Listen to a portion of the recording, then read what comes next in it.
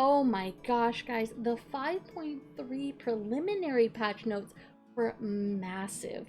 Now, I want to say I'm not going to be going through them line by line in this video, so if you want a line by line, I highly suggest that you go and read through the patch notes when they come out.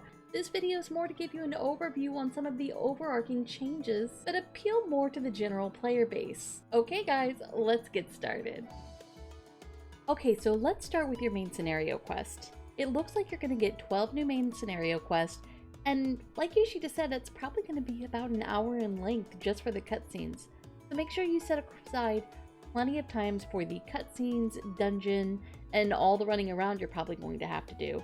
I would say a safe bet would probably be 4 to 5 hours, if not more, depending on how quickly you read and how quickly you're able to complete all the tasks in between. Make sure you bring snacks, something to drink, and tissues.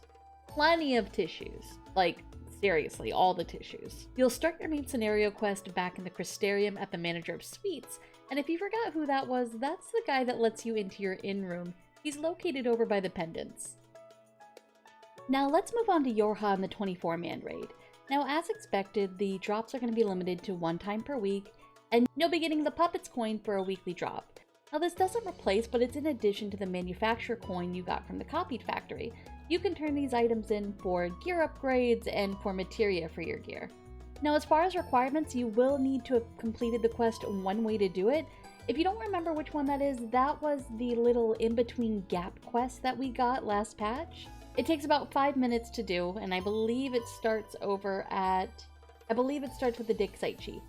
Speaking of starting quests, you'll want to start your quest with the dig site chief over in Torma. Item level for entry is going to be 465, so make sure you have the appropriate gear. If you don't, you've got the weekend to go ahead and buff up. Now let's talk Sorrel of Warlord. 5.3 will be introducing the new solo instance for Sorrow of Warlord, where you get to pilot your very own mech. To start your very own Gundam journey, report to the Locks Resistance Officer in the Locks. You'll need to have completed the Ruby Doomsday quest, and while no item level is listed, it's safe to say you'll need at least 455, which was the requirement to enter Ruby Doomsday itself. Now I'm really excited for this instance. They have been upping their game with each new instance, and I can't imagine how amazing and explosive this one's going to be. Next up is Faux Hollows, but now that I've actually seen some more information on it, I'm wondering if I've been pronouncing it wrong this whole time and it's actually Fox Hollows? I don't know, but I'm going to keep calling it Faux Hollows for now. So Faux Hollows is the next installment of the Familiar Duties series, otherwise known as Wondrous Tales. In fact, you'll need to have completed the Wondrous Tales quest, Keeping Up with the Alipos, to gain access to Faux Hollows, in addition to completing the Shadowbringer's main story quest. Unreal Trials will be cycled each patch. This patch, it's Akafa Amphitheater? Shiva. This patch, it's Shiva. Once you complete the Unreal Trial for the week, you can speak with the Faux Commander, which is a talking fox, for a chance to play at the Hollows. Your goal is to reveal pictures underneath the tiles. If you've ever played kind of the old game Battleships, it's like that. You get 11 turns, and if you uncover a full picture, you get faux leaves, which is the currency used to purchase rewards. Now, how many leaves you get is determined on how big and what kind of picture you uncovered. So remember, you only get 11 tries. Now, if you do uncover a big picture, you get a chance at getting a retelling, which allows you to complete another Unreal Trial for the week and access the Faux Hollows yet again for more rewards. You're limited to 1 retelling per week though, so really go for it that second time. The Faux Hollow timer will be reset each week on Tuesday like most weekly timers, and will offer various rewards. Now the reward we were previewed was a Kate Sith kind of ribbon choker, and I'm sure there will be other ones as well. You'll be able to exchange them around the same area that you currently exchange your Wondrous Tales rewards. Speaking of Wondrous Tales, players will now be able to gain experience points in addition to their rewards after collecting the 9 seals. This excludes limited jobs though, so don't think you can go in there on your blue mage and try and level it up there. Also, certain rewards have been made available in exchange for Chloe certificates. If you're interested in Faux Hollows, once patch 5.3 drops, go to Idleshire and speak with the Painfully Ishgardian man. It's going to be located right around here. The Shiva Unreal Trial will be available only through Duty Finder, and the item level is going to start at 430 and then be capped at 435. So you won't be able to overpower this. You're going to actually have to beat it with skill alone. I'm both excited and terrified of these. I can't wait to see people being flung off the side by Titan and slipping off the edge of Leviathan. I think these are a great addition using old assets. 5.3 is also introducing the brand new Beast Tribe quest from the Dwarves. The Dwarven quest will be Disciple of Hands, and you'll complete the quest by turning in craft items. If you're looking to start that off, you'll want to head over to Kalusia and talk to the Affable Townsdwarf and on to their new home in Lakeland. Now there's going to be a story reason as to why they moved, so I'm looking forward to that, but I think we kind of got a glimpse of that in the trailer. But yeah, another new daily to tack onto your list. Now we've known about the 2.0 revamp for quite some time, so I'm not going to go over it all, but I will go over a couple of the new things that we learned. For starters, if you're in the middle of a quest when this update occurs, the quest will no longer be playable and you'll need to go back to Menphilia in the Waking Sands to get issued a new one. Secondly, experience bonuses are going to be granted to players when they first passed ARR dungeons.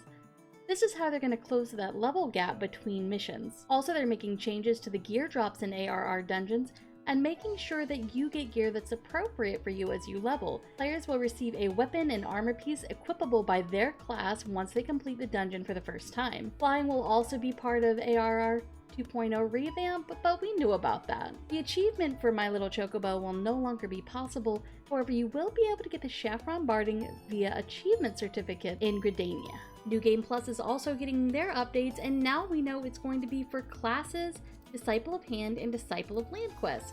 So if you're looking to go back and relive those glory days between 1 and 30, now you can. There are a lot of new quality of life updates that we didn't know about coming in 5.3. First things first, while it might seem simple, players will now be able to accept or abandon leaves while still mounted.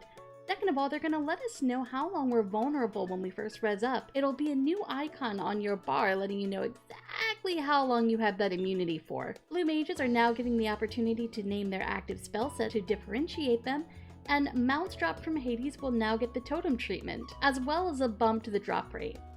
Restrictions are being removed from Eden's Curse with the exception of the Golden Blade. However, you won't need 7 of those anymore, you'll only need to get 4. Cinderdrift Extreme and Memoria Misera will now be in the Duty Finder, and both of them will also get the Echo. We've got new recipes coming in. The one that they did clue us in on are the Hawaiian t-shirts, and we'll also have new items that can be obtained through achievement certificates. Whether or not they're referring to the Saffron Barding or not is yet to be seen. New items will also be available at the Calamity Salvagers. We're going to have new mounts, new minions, and the fashion accessories menu is getting added. Now, we didn't get a sneak peek of that fashion accessories menu, but we do know that it's going to be for umbrellas. And in the future for the plushies or whatever else we'll be able to carry around.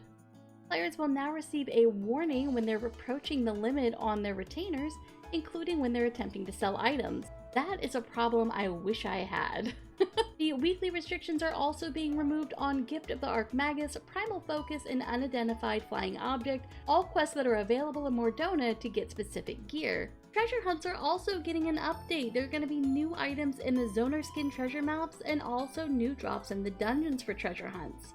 Brand companies and free companies are also seeing a big adjustment that we weren't expecting. For starters, this new exterior housing feature that you can craft within your free company workshop. Also, the submarines are going to get additional ranks and additional destinations, and I'm sure we're going to be getting a lot of those crafting items from there.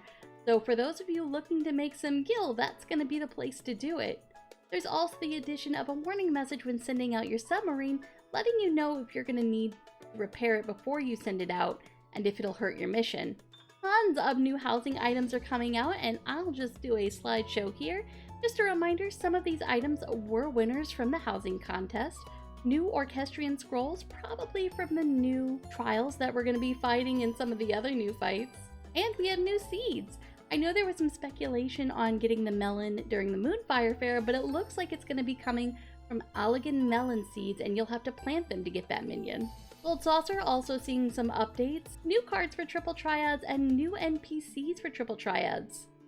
We'll also be seeing adjustments to the Doman Mahjong. An explanation of penalties will be displayed when triggered, and the position of the cursor when selecting tiles on gamepad is being adjusted. Hero's Gauntlet will also be dropped. Item level is going to be 460 and above, and we will be getting this awesome Asian looking gear.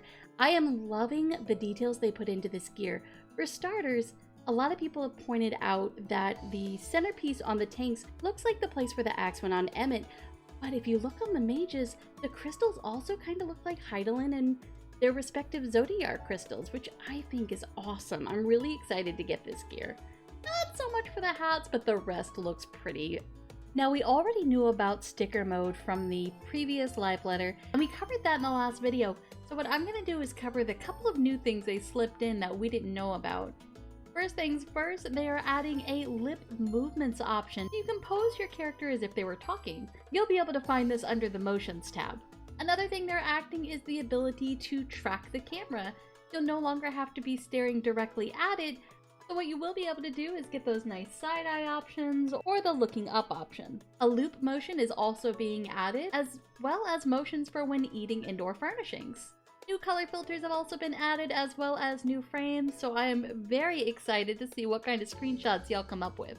Now, like I said in the beginning of this video, there is a ton that I didn't go over, such as crafting, PvP, job adjustments, but those are going to be more highly technical and take some more description in detail. So I highly recommend that you actually go to the patch notes and read through those thoroughly so that you understand them. Alright, Eorzeans, that's it for today. Thank you for sticking around. Remember, if you got anything out of this video, please drop a like and subscribe. And if you want to have some more Final Fantasy XIV discussion with me, make sure to join the Discord. We'll drop a link in the description below. Take care, guys, and we'll see you in patch 5.3.